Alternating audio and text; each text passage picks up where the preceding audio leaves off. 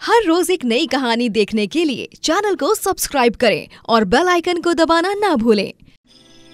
निधि एक बौनी लड़की होती है जो अजय नाम के लड़के से प्यार करती है। अजय और निधि दोनों एक पार्क में मिलते हैं और अजय निधि से कहता है, निधि अब बस मैं तुमसे और ज्यादा दिन अलग नहीं रह सकता। अरे परेशानी क्या है, हम दोनों एक दूसरे से इतना प्यार करते हैं तो तुम क्यों शादी के लिए मना कर रही हो? अजय तुम तो जानते ही हो ना, मैं बौनी हूँ। मुझे पता है कि तुम मुझ में भले ही कोई कमी नहीं देखते हो, लेकिन तुम्हारे घर वाले भी तो है ना, और मुझे नहीं लगता है कि तुम्हारे घर वालों को मैं पसंद आऊंगी। तुम मुझे पसंद हो बस, इसके अलावा मुझे कुछ नहीं सुनना है। और अगर तुम्हें लग रहा है कि मेरे घर वाले तुम्हें स्वीकार नहीं करेंगे तो ठीक है, हम अभी मंदिर में शादी करेंगे और तब तो घर वालों को तुम्हें स्वीकार करना ही पड़ेगा ना। अजय। निधि मुझे कुछ नहीं सुनना, आज ही हम शादी कर रहे हैं, मैं तुमसे और दूर नहीं रह सकता। अजय निधि से तुरंत मंदिर में जाकर शादी कर लेता है और फिर उसे अपने घर लेकर जाता है। अजय के साथ एक बौनी लड़की शादी के जोड़े में देखकर अजय की माँ और बहन दोनों हैरान हो जाते हैं।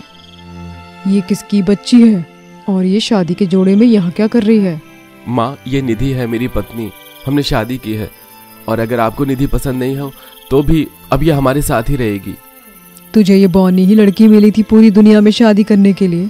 अरे अगर तुझे शादी करने का इतना ही भूत सवार था तो मुझे बताता ना, मैं तेरे लिए एक से एक लड़की देखती। माँ, मुझे निधि ही पसंद है और अब आपको भी निधि को स्वीकार नहीं पड़ेगा, इसके आगे मुझे कुछ नहीं सुनना। अजय की वजह से निधि को कोई कुछ नहीं कहता है, लेकिन निधि को उसकी सास और ननद बिल्कुल भी पसंद नहीं कर रहे थे। माँ, भैया ने ये बहुत गलत किया, मुझे तो घर से निकलने में भी शर्म आ रही है। हर कोई मजाक बनाएगा हमारा। 2 दिन हो गए मैं तो घर से बाहर तक नहीं गई हूँ। यही तो मैं भी सोच रही हूँ, लेकिन मैं भी कम नहीं हूँ। उस लड़की की वजह से मेरा बेटा हमारे खिलाफ गया है ना, मैं भी उस लड़की को ऐसा सबक सिखाऊंगी, याद रखेगी वो। नीलम और प्राची दोनों ही अब निधि को परेशान करने के लिए नए नए तरीके ढूंढने लगते हैं। कुछ दिनों बाद निधि रसोई में उछलते हुए नमक का डब्बा उतार रही होती है। ओह, ये डिब्बा इतनी ऊपर क्यों है? स्टूल भी आ नहीं है, अब मैं इसे कैसे उतारूं? निधि को डब्बा उतारने में काफी परेशानी हो रही थी और रसोई से बाहर खड़े होकर निधि को परेशान होता हुआ देख उसकी सास और ननद देख लेते हैं। अरे जब हमारी बौनी बहू आई है तब तो हमें कुछ करना ही नहीं है इसको सबक सिखाने के लिए। हाँ माँ, मैं कुछ समझी नहीं, आप क्या कहना चाहती हो? तू भी ना प्राची बिल्कुल भी समझदार नहीं है। अरे खुद देखना इस बौनी बहू को कैसे उछल उछल के सामान उतारना पड़ रहा है, और अगर हम घर में हर सामान को ऊंचाई पे रखने लगे तब तो इसके लिए बिना कुछ किए ही मुसीबत हो जाएगी। बौनी है, सुबह से रात उछलती रहेगी। अरे हाँ माँ, ये तो कितना सही रहेगा, हम ऐसे ही करते हैं। नीलम और प्राची अब दोनों मिलकर घर की सभी जरूरतों का सामान, रसोई में मसालों के डब्बे या फिर निधि की अलमारी, सब कुछ थोड़ा ऊंचाई पर बनवा देती है। ये सब देखकर निधि काफी ज्यादा परेशान हो जाती है। हे भगवान, माजी और प्राची ने तो कुछ ही दिन में घर का पूरा नक्शा ही बदल दिया, लेकिन अब मुझे खुद ही बिना अजय की मदद से माजी और प्राची का दिल जीतना होगा। मैं बार बार अजय को ऐसे घर के मामलों में नहीं घसीट सकती। निधि भी अब अपनी सास और ननद का दिल जीतने की पूरी कोशिश करने लगती है।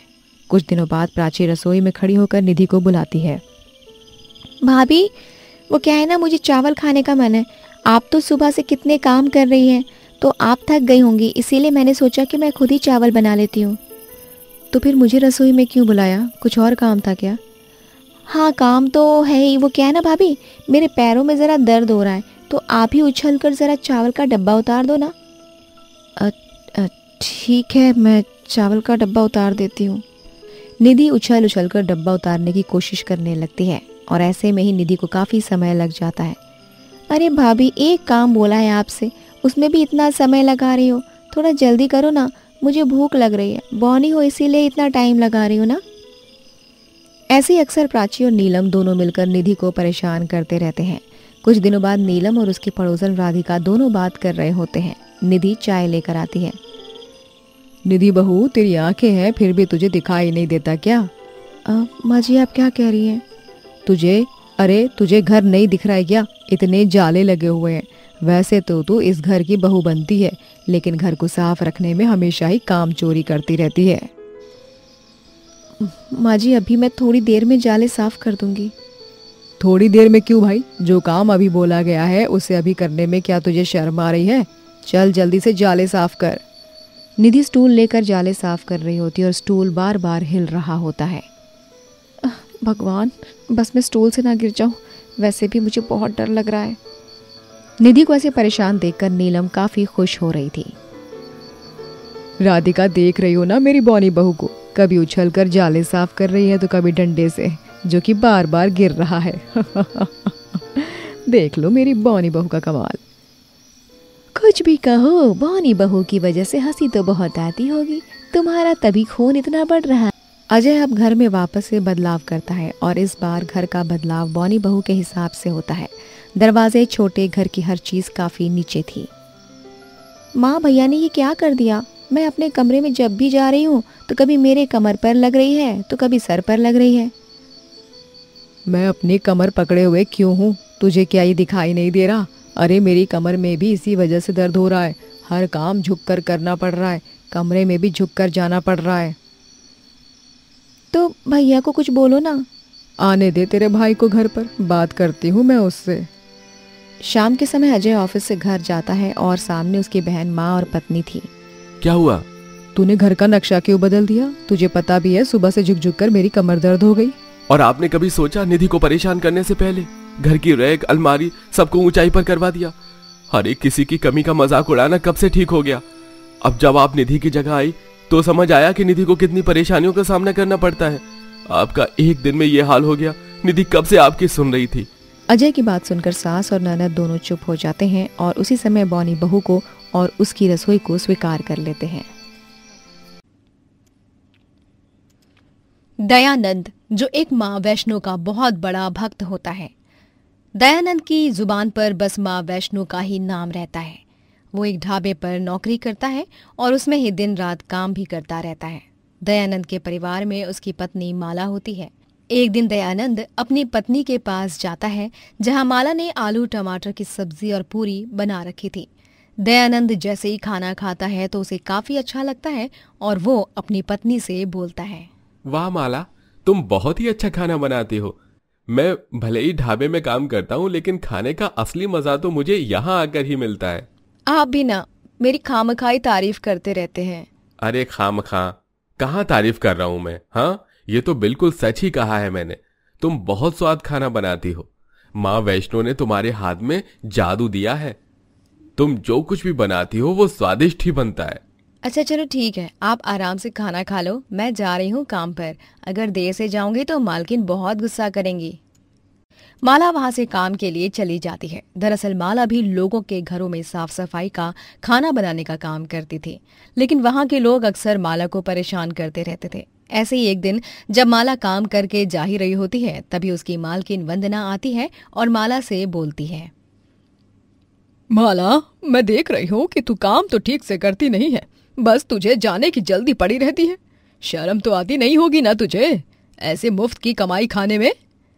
ये क्या बोल रही है मालकिन आप? मैं मुफ्त की कमाई कहाँ खाती हूँ?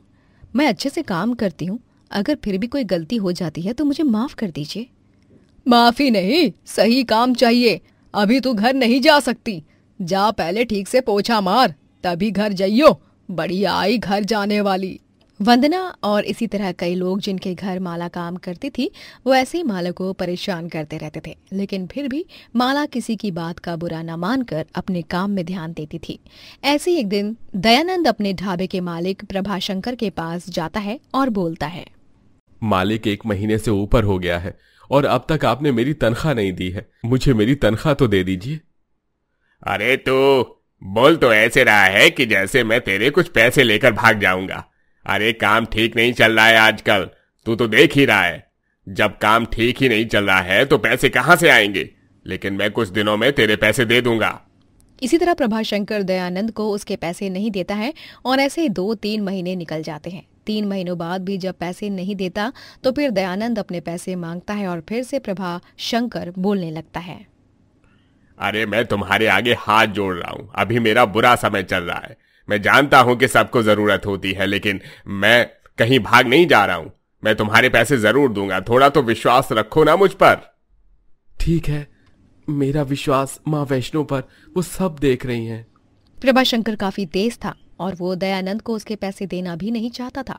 इसीलिए वो खुद से अपने सारे पैसे ड्रॉर से निकाल लेता है और दयानंद पर इल्जाम लगाते हुए बोलता है, तूने चोरी की? तू इस हद तक गिर गया कि अगर मैंने तुझे पैसे नहीं दिए तो अब तूने मेरे पैसे चुरा लिए। नहीं, ये आप क्या बोल रहे हैं? मैंने कोई पैसे नहीं चुराए हैं। मैं बिल्कुल सच बोल रहा हूं। माँ वैष्णो की कसम, मैंने कोई चोरी नहीं की। मेरे ड्रॉर में पैसे नहीं है और तू इतने समय से मुझसे अपनी तनख्वाह मांग रहा था। मैं दे नहीं पाया तो तूने चोरी कर ली। अब मैं तेरी तनख्वाह भी नहीं देने वाला। चोरी कर तो ली है, मिल गए तुझे तेरे पैसे। ठीक है, अगर आपको यही लग रहा है कि मैंने चोरी की है तो अब मैं यहां काम नहीं करने वाला। मैं काम छोड़कर जा रहा हूं। दयानंद को चोरी का इल्जाम बहुत खटकता है और वो अपना आत्मसम्मान को लेकर वहां से काम छोड़कर चला जाता है और सब कुछ अपनी पत्नी को बताता है। दोनों काफी परेशान हो जाते हैं, जिसके बाद माला अपने पति से बोलती है, देखिए आप परेशान मत होइए, मेरे पास कुछ शादी के गहने हैं, हम वो बेच देते हैं और माँ वैष्णो का नाम लेकर अपना शुद्ध वैष्णो ढाबा खोलेंगे, जिसमें हम प्याज और लहसुन का इस्तेमाल बिल्कुल नहीं करेंगे। माला की बात को दयानंद भी मानता है और अब वो दोनों अपना वैष्णो ढाबा खोलते हैं। माला खाना तो अच्छा बनाती ही थी, इसीलिए लोग वहां आने लगते हैं। ऐसे ही राधिका नाम की औरत आती है और उनके ढाबे का खाना खाकर बोलती है, मैं भगवान में बहुत मानती हूँ, कहीं भी बाहर खाना नहीं खाती हूँ क्योंकि कोई कैसे बना रहा है कुछ पता नहीं, लेकिन शुद्ध वैष्णो ढाबा अब मेरे लिए कुछ अलग है। खाना बहुत अच्छा था आपका। लोगों को शुद्ध वैष्णो ढाबा का खाना पसंद आने लगा था। वहां लोग आते भी हैं, लेकिन प्रभाशंकर को ये भी खटकने लगता है।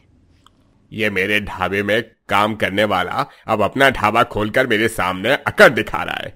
ज्यादा दिन इसका ढाबा नहीं दिखेगा। अब प्रभाशंकर को काफी जलन होने लगती है और अब वो उन्हें बर्बाद करने की सोचने लगता है। कुछ दिनों बाद प्रभाशंकर पीछे के दरवाजे से माला की ढाबे वाली रसोई में जाता है और खाने में अंडा मिला देता है और वही खाना माला और दयानंद लोगों को दे देते हैं। लेकिन जब उनके अपने खाने में अंडा मिलता है तो एक आदमी को बहुत गुस्सा आता है।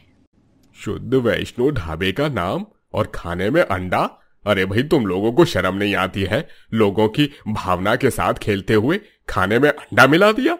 देख रहे हो ना भाइयों, ऐसे लोगों को तो हमें अच्छे से सबक सिखाना चाहिए ताकि ये दोबारा कभी किसी के साथ ऐसा कुछ भी न कर पाए। हाँ हाँ, बिल्कुल सही कह रहे हो, इनके साथ तो ऐसा ही करना चाहिए। वहां के लोगों में काफी गुस्सा भर जाता है और वो सब लोग डंडा लेकर दयानंद और उसकी पत्नी को मारने के लिए आगे बढ़ते हैं। लेकिन सब लोग उन दोनों को नहीं मारते बल्कि प्रभाशंकर को ही मारने लगते हैं और राधिका बोलती है, तुम्हें क्या लगता है कि तुम किसी का बुरा करके तुम खुश रह सकते हो?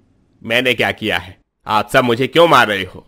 तुमने इन लोगों के खाने में अंडा मिलाया है और ये मैंने अपनी आंखों से देखा है और यहाँ खड़े लोगों को भी मैंने सब कुछ सच सच बता दिया है, तभी तुम्हारा ये हाल हुआ है। सब लोग मिलकर प्रभाशंकर को बहुत मारते हैं और गांव से बाहर निकाल देते हैं, जिसके बाद दयानंद और उसकी बीवी माता रानी के आगे हाथ जोड़ते हैं और दयानंद बोलता है, आपने कभी भी अपना हाथ मेरे सर से नहीं हटाया। हर मुश्किल में मुझे बचाने आ ही गई हो माँ आप। आज भी जब इतनी बड़ी मुश्किल खड़ी हुई तो आप आ गईं। जय माँ वैष्णो देवी। इसी के साथ अंत में दयानंद और माला अपने शुद्ध वैष्णो ढाबा को खूब अच्छे से चलाते हैं और आगे भी तरक्की करते रहते हैं। दोस्तों, अगर आपको ये कहानी पसंद आई तो लाइक करें, शेयर करें और कमेंट करके बताएं कि कहानी में आपको सबसे अच्छा क्या लगा।